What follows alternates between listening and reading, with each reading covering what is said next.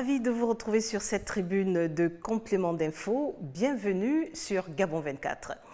Au Gabon, après quelques semaines de perturbations, les assurés de la Caisse nationale d'assurance maladie et de garantie sociale CNAMGS peuvent à nouveau bénéficier de tous les services proposés dans les hôpitaux publics. Qu'en est-il exactement sur le terrain ? Pour le savoir, nous allons nous intéresser au centre hospitalier universitaire de Libreville, CHUL, notre guide, le directeur général du lieu, Dr Éric Augustin Baillet, qui est des nôtres aujourd'hui. Bonjour docteur et bienvenue à Gabon 24. Bonjour madame, merci. Reprise des activités ou reprise des services pour les assurés CNAMGS, suite à quelques perturbations, des secousses qui étaient dues à quoi exactement ? Alors, effectivement, depuis le 17 juillet 2018, un mouvement d'humeur avait été lancé par le syndicat des médecins fonctionnaires, le CIMIFOGA, qui appelait donc à suspendre les prestations liées à la CNAMGS, au motif que les arriérés de la CNAMGS obéraient grandement le fonctionnement des hôpitaux publics et des autres structures publiques et que donc leur activité était devenue presque difficile à accomplir au quotidien.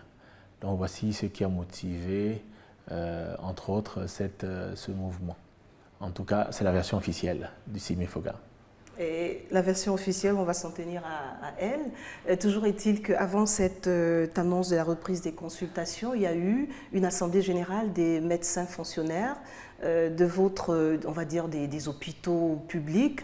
Alors, qu'est-ce qui s'est retrouvé sur votre table pour qu'ils en viennent à lever finalement ce mouvement de grève ? D'abord, il faut se réjouir, hein, après plus d'un mois durant lequel le mouvement a perduré, nous avons, pour dire qu'on a eu une baisse de l'activité d'environ 30%, et nous savons que la période des vacances et des fêtes n'est pas le seul responsable de cette baisse de l'activité importante. Mais qu'est-ce qui a, donc, au cours de leur dernière assemblée générale, le syndicat des médecins et fonctionnaires, après plusieurs, il faut l'avouer, tractations et négociations avec la CNAMGS et le ministère de la Santé qui était le pilier de ces négociations, ils ont trouvé un modus operandi pour reprendre donc l'activité normale des prestations avec la CNAMGS. Ils ont trouvé un terrain d'entente, je pense que des engagements ont été pris et ont commencé à être honorés d'ailleurs par la CNAMGS. Et suite à tout cela, nous sommes tous réjouis, nous, administrations, les syndicats, mais aussi et surtout, il ne faut pas oublier, il y a les populations au milieu de tout ça, nos compatriotes qui viennent à l'hôpital pour recevoir des soins. Il était temps. Et on a cru percevoir quand même pendant ce mouvement, à un moment donné de la crise, qu'il y avait deux sons de cloche. D'un côté, le syndicat qui annonçait l'existence du service minimum malgré tout, mais de l'autre, les patients qui criaient au loup, ou à la limite, parce qu'une fois rendus sur les lieux, c'était pas la même chose. Comment l'expliquez-vous, service minimum et sur le terrain? On a vu des patients. En tout cas, pour ce qui est du CHU de Libreville, principal établissement et qui reçoit le plus de malades dans notre pays, il faut dire que l'activité n'a jamais été interrompue. Certes, il y a eu un souci avec la délivrance des feuilles de soins, mais tout ce qui est analyse médicale, radiologie, ces fiches étaient disponibles auprès des services et des médecins. Donc, il n'y a jamais eu paralysie. Il faut même dire mieux, c'est-à-dire que toutes les urgences étaient honorées, reçues, et un grand pan de l'activité de notre hôpital, c'est ce qu'on appelle la maternité, hein, la salle d'accouchement, les accouchements, les urgences gynécologiques, grossesse extra-utérine et les césariennes étaient prises en charge à 100% par le truchement de la CNAMGS. Donc de ce côté, l'activité n'a pas du tout souffert. Heureusement, parce que c'est environ 1000 accouchements par mois que le CHUL enregistre. Donc on s'imagine les catastrophes si le mouvement avait été plus dur. Non, il faut se réjouir que, un, le mouvement se soit levé rapidement. Deuxièmement, qu'en dépit de ça, la bonne volonté était de mise pour que nos compatriotes soient reçus dans la dignité. Oui, d'accord. Vous avez dit au début, il y a des versions officielles, mais en même temps, la réalité relate autre chose. Vous dites toutes les urgences étaient prises en compte, mais on en connaît. Personnellement, je connais une dame pour qui une opération d'un enfant qui souffre toujours de l'appendicite et qui était programmée. Et malheureusement, l'opération programmée, et c'était dans votre hôpital, elle est venue, le médecin lui a dit, écoutez, on n'accepte pas les fiches NAMGS. Si vous voulez vous faire opérer, allez plutôt me voir ailleurs. Et cette opération n'a pas eu jusqu'à l'heure où je vous parle. Donc, peut-être qu'il y a des versions officielles, êtes-vous vraiment au fait de tout ce qui se fait au quotidien, mais il y a des réalités comme celle-là qu'on ne peut pas passer à côté, qu'on ne peut pas laisser passer. Oui, probablement, je ne peux pas être au fait de tous les 600, 700 patients qui consultent tous les matins au CHU de Libreville, mais toutefois, on peut quand même donner l'assurance que si c'est une appendicite et qu'elle n'a pas été opérée jusqu'à aujourd'hui, c'est que ce n'était pas une appendicite aiguë. Donc peut-être parce que c'est une urgence à caractère vital. C'est difficile qu'une appendicite, au bout d'une semaine, reste vivante. C'est vraiment très compliqué. Donc je crois savoir que tout ce qui était lié à de la chirurgie programmée, et celle-là en général passait en second lieu. Mais je puis vous assurer que nous avons fait le maximum, nous, au niveau de l'administration, avec les services des urgences, pour prendre en charge tout ce qui se présentait à l'hôpital. Si ce n'était pas une urgence, mais il y a certainement ou probablement des déboires de nos compatriotes dans les établissements publics, personne ne va le nier ici, mais des efforts sont faits pour que ce genre d'incident soit de plus en plus limité au strict rarissime cas. Non, mais on vous assure vraiment que nous faisons le maximum pour, au niveau des urgences, être en alerte pour que nos patients soient reçus et opérés. S'il y a eu un échange entre un médecin et un malade, très souvent l'administration est informée lorsque un malade se sent lésé. Ils reviennent vers nous et mais nous faisons tout pour il y a des sans-voix aussi, il y en a qui n'osent pas ou ne connaissent même pas la route, ils ne savent pas vers qui se tourner. Madame, nous avons mis en place des boîtes à idées ou des boîtes au niveau des urgences et de tous les étages et services de l'hôpital pour toutes les réclamations. Donc nous appelons, et c'est l'occasion ici de le dire, invitons tous les usagers du CHU de Libreville de bien vouloir nous signaler tous ces incidents qui surviennent dans notre établissement pour qu'on corrige rapidement. Docteur Éric Augustin Baillet, on parle aujourd'hui d'une reprise des consultations des assurés NAMGS dans les hôpitaux publics, des consultations qui concernent tous les secteurs d'activité. Vous pouvez nous assurer aujourd'hui qu'un assuré NAMGS s'y se rend, précisément puisqu'on parle du centre hospitalier universitaire de Libreville, dans votre cas, il sera pris en charge, quel que soit le domaine.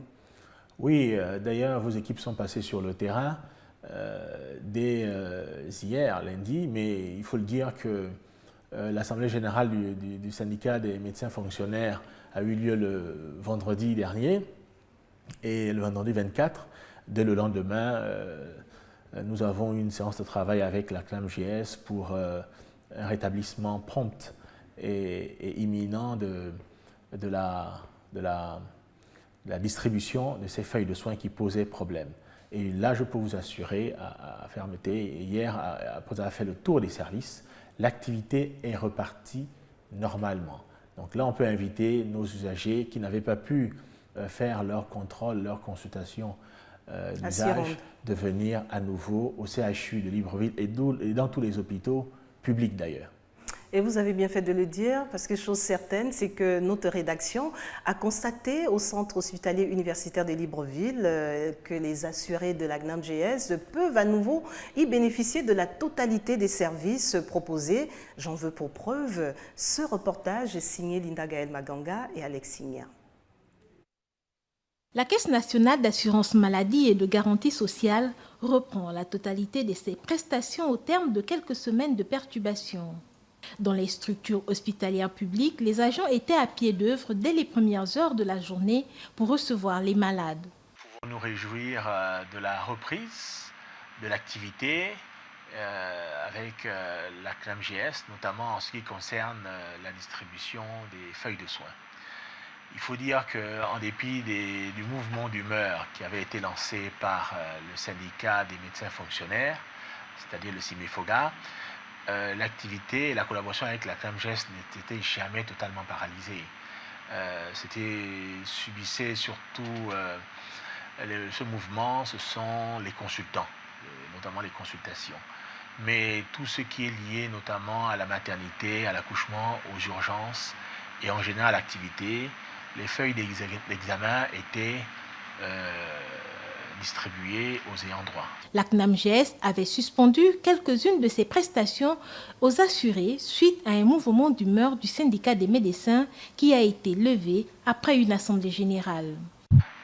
Depuis donc ce week-end déjà, suite à la levée du mouvement par le président du CIMEFOGA, après leur assemblée générale, et ce matin, donc, après avoir fait le tour de l'établissement, l'activité est repartie de plus belle, normalement.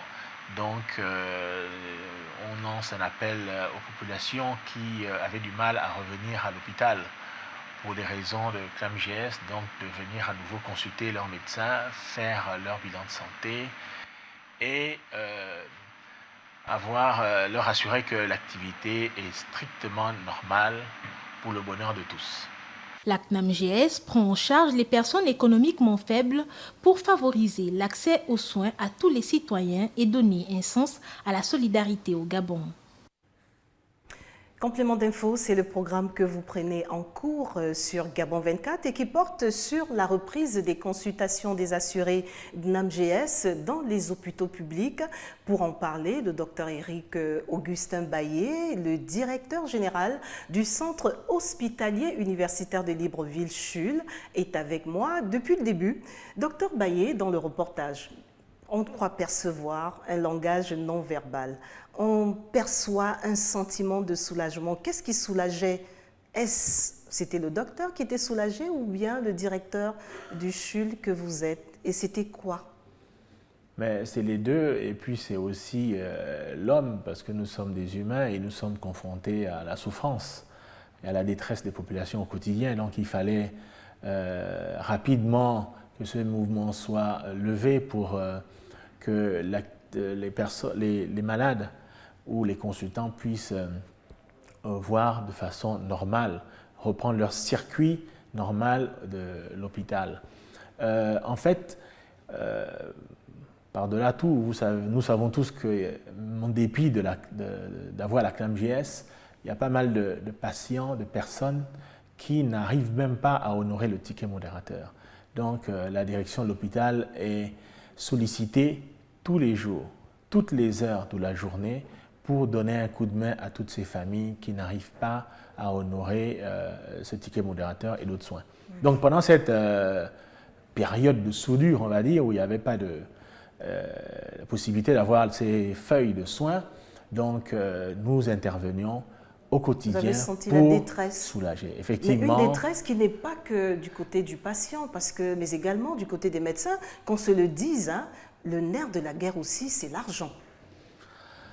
Oui, les médecins dans leur plaidoyer ont expliqué pour entrer en grève que leur motivation était liée au fait qu'ils avaient des difficultés à fonctionner du fait même de la dette de la CNAMGS.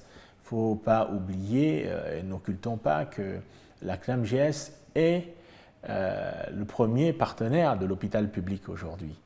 La CNAMGS participe à hauteur de 75% du budget de l'hôpital, du CHU de Libreville, pour ne parler que de celui-là. Et donc, lorsque la perfusion, pour avoir un langage médical, la perfusion ne passe plus, eh bien, en aval, nous avons donc toutes les difficultés de fonctionnement au niveau de l'hôpital. Mais les choses avancent, tant bien que mal, Et donc, oui, les médecins sont soulagés que des initiatives aient été prises et des engagements honorés par la CLAM-GS grâce, on va le dire, à l'intermédiaire de ces négociations, le ministère de la Santé et le ministre de la Santé qui se sont engagés depuis 1 mois avec des consultations hebdomadaires et des solutions ont été trouvées. Tout le monde est content. Tant Elles mieux sont pour pérennes cette fois-ci? J'ose espérer. Moi-même, j'aimerais bien que les choses reviennent à la normale, à l'équilibre, comme pendant les 5 premières années de fonctionnement de la CLAM-GS où tout était parfait. Aussi, dans ce même reportage, dites-vous, il s'agit surtout de la reprise des distributions des feuilles de NAMGS, car d'autres pathologies continuaient d'être prises en compte, mais on a parfois l'impression qu'il y a eu 2 poids 2 mesures. Parce que lorsqu'il y a un mouvement de grève, soit, je ne vais pas être extrémiste en disant on arrête tout, et ailleurs, ça fonctionne et pas les soins. Mais les soins annoncent, c'est-à-dire parce qu'on passe par la consultation pour déceler un malaise. Comment l'expliquez-vous en période de crise? Alors, il faut dire d'emblée, relever donc une équivoque, c'est qu'il n'y avait pas de grève en tant que telle. Ce n'était pas une grève, c'était simplement un mouvement d'humeur. Un mouvement d'humeur, une recommandation. Quoi la différence? Lorsqu'il y a grève, il y a cessation d'activité. Mais on est tenu par un service minimum. En dépit de tout, mais il n'y avait pas de grève, donc il n'y a jamais eu cessation d'activité. L'ensemble des personnels du secteur public étaient à leur poste et travaillaient normalement. Si on veut utiliser un terme consacré, c'est une grève de zèle, où on décide de travailler normalement, mais de ne pas recevoir les feuilles de soins de la CLAM-GS. Et à la tête donc, du client? Effectivement, à la tête du client, je ne sais pas, je ne me prononcerai pas là-dessus. Mais comme je vous dis, si un patient étant assuré n'arrivait pas à avoir son soin, donc il pouvait, en cas de détresse, passer par les urgences et là, ils étaient tous reçus avec ou sans assurance. Les urgences du CHUL et je pense les urgences du monde entier reçoivent les patients, qu'on soit ou pas assuré. Ça, je pense qu'il faut se le dire. Et là aussi, vous pouvez mener l'enquête. Il peut y avoir quelques égarements, mais l'urgence, quand elle arrive à l'hôpital, elle est prise en charge, qu'on soit ou non assuré. Une dame qui vient accoucher, qu'elle soit ou pas assurée, elle est prise en charge. Elle doit être prise en charge. Et on espère que vous veillez à ce que ça se fasse, parce que nous avons aussi des échos des gens qui se sont présentés aux urgences et où on leur a dit, malgré toutes les dispositions qui sont prises, même par les plus hautes autorités de la République, on dit aux urgences, on traite d'abord et non pas demander combien avez-vous apporté pour assurer vos soins. Mais il y en a qui le vivent au quotidien, docteur.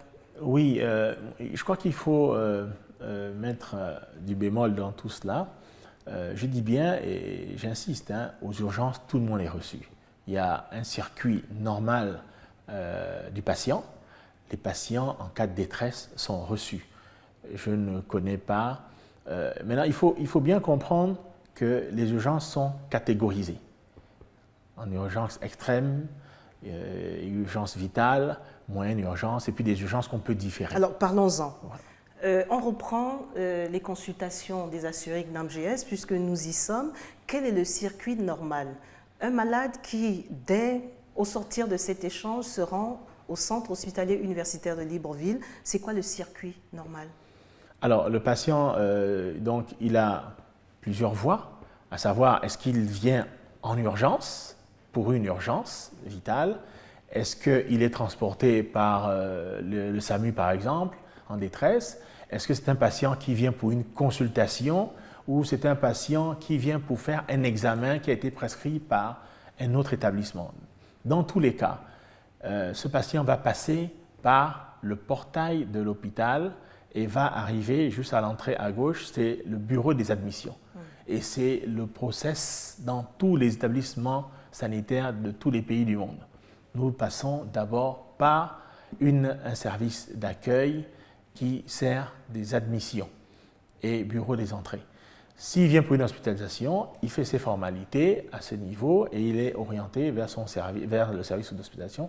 S'il vient pour faire un examen de laboratoire, il va au laboratoire et on va lui remettre une feuille de soins. S'il a déjà cette feuille d'examen, je veux dire, il va à la CLAM-GS, il paye le ticket modérateur.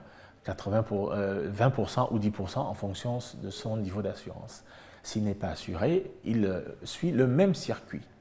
Voilà, donc c'est le bureau de l'accueil et les admissions, bureau des entrées, où il y a toutes les formalités administratives. Et s'il y a quelque chose à payer, c'est payé à ce niveau avant d'être conduit vers soit son médecin pour la consultation, vers le service de radiologie pour faire sa radiographie, vers l'hospitalisation pour être admis à l'hôpital. Les urgences, c'est un circuit à part. Une dame qui vient pour accoucher, lorsque l'accouchement est avancé, elle va directement en salle d'accouchement. Lorsque la personne a été un blessé qui a été ramassé dans la rue par le SAMU, va aller directement aux urgences, ne va plus s'arrêter parce que cette personne est inconsciente. Naturellement, on ne peut pas lui opposer la demande de son assurance maladie ou de quelque règlement que ce soit.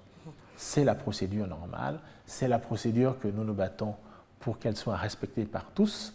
Maintenant, nous appelons aussi nos concitoyens, les populations qui fréquentent les établissements publics, de bien prendre soin de suivre ce circuit. Et c'est nous-mêmes parfois qui passons par des circuits parallèles pour pouvoir être reçus plus ou moins rapidement, alors même qu'il n'y a pas d'urgence. Elle ne veut pas prendre rendez-vous, on va faire un business, un deal avec une secrétaire ou un médecin. Et ensuite, lorsqu'on est lésé, on revient se plaindre. Si on suit normalement le circuit qui est organisé, il n'y a pas de raison que les choses ne se passent pas bien. Un constat sans cesse croissant dans les hôpitaux publics aussi, qui a lieu de relever, la difficulté à obtenir un rendez-vous avec un médecin spécialiste, ce qui s'obtient suite à un claquement de doigts, j'ai envie de dire, quand ce même médecin exerce dans une structure privée. J'ai envie de vous demander, normal ou pas normal? En fait, c'est de ça que je parlais à l'instant. Je suis malade, je souffre du diabète, je veux voir un médecin ou je veux voir un diabétologue, un spécialiste. Voilà. On peut, de prime abord, voir un médecin généraliste. Il y a un service de consultation externe qui a été organisé avec une dizaine de médecins qui travaillent le matin pour recevoir le tout venant, sans rendez-vous. Il faut savoir que le médecin spécialiste, il a une organisation du travail. C'est-à-dire, il a 1 ou 2 jours de consultation par semaine, il doit faire la visite des malades hospitalisés, il doit donner des cours à la faculté de médecine, donc il a toute une organisation de travail. Il a peut-être son activité privée en dehors des heures de travail en soirée ou le week-end, ça c'est son problème. Mais il faut savoir que les médecins, ils ont une organisation de travail. Vous voulez voir Dr Bayé parce que vous avez un diabète, ça va être compliqué pour moi et pour les diabétologues de Libreville de voir les 10 000 diabétiques qu'il y a au Gabon. Tous les matins, ils vont se présenter, je veux voir le docteur, et rien que lui, ça va être difficile. C'est pourquoi, dans tous les pays du monde, dans tous les hôpitaux du monde, il y a une organisation. J'ose espérer que le journal de 20h, c'est à 20h. On ne fait pas le journal de 20h le matin, sauf urgence. Donc, et ça fonctionne comme ça aussi à l'hôpital. Ce n'est pas parce que je veux voir tel médecin que je le verrai à l'heure. Tout de suite. Voilà. C'est pourquoi il y a les urgences pour les urgences. Et puis, il y a un service, un pool de consultation pour le tout venant. Si on a une ordonnance à renouveler, si on a un petit souci. Mais il faut comprendre que les médecins spécialistes, ils participent à des congrès, ils encadrent les étudiants, ils donnent des cours à l'hôpital et à la faculté de médecine. Ils ont des jours de consultation et en dehors de ces jours, c'est difficile. Quand on prend un gastro-entérologue, il a des jours de consultation, il a des jours où il fait des fibroscopies, où il va mettre le tuyau dans l'estomac du malade, il a des jours donc, où il va s'occuper des malades hospitalisés, donc il ne peut pas laisser les malades hospitalisés pour aller... Sauf en cas d'urgence, c'est ce que... Voilà un peu cette organisation, mais peut-être que nous ne communiquons pas assez pour faire comprendre à nos compatriotes que l'hôpital a une organisation bien structurée. Voilà. Et c'est bien de se renseigner pour savoir, je veux voir tel médecin, et il faut qu'on ait la culture du rendez-vous. C'est important. Quel que soit X, quand il n'y a pas d'urgence, ce n'est pas la peine de mettre la pression pour passer outre les règles. Docteur Bayé, en rappel, au Gabon, la CNAM-GS prend en charge surtout les personnes économiquement faibles. Comment pouvez-vous les rassurer lorsque ces derniers, qui, à tort ou à raison, pensent parfois qu'ils vivent des discriminations à cause de cette carte et parlent plutôt d'une médecine à 2 vitesses. Comment les rassurer aujourd'hui avec cette reprise des consultations? Alors, bon, je ne vais pas faire le travail de la CNAMJS, même si c'est notre premier partenaire. De toutes les façons, la carte, le fait d'être assuré à CNAMJS, c'est un ticket qui nous donne le droit, l'accès à avoir des soins. Les soins dans un établissement de santé, qu'il soit public ou privé, sont et devraient être les mêmes pour tous. Qu'on soit riche ou qu'on soit pauvre, on a droit à avoir les mêmes niveaux et qualité de soins pour tous. Ça, c'est la règle d'éthique médicale. Effectivement, il pourrait y avoir des patients qui se sentent discriminés par rapport à tel ou tel autre patient ou médecin.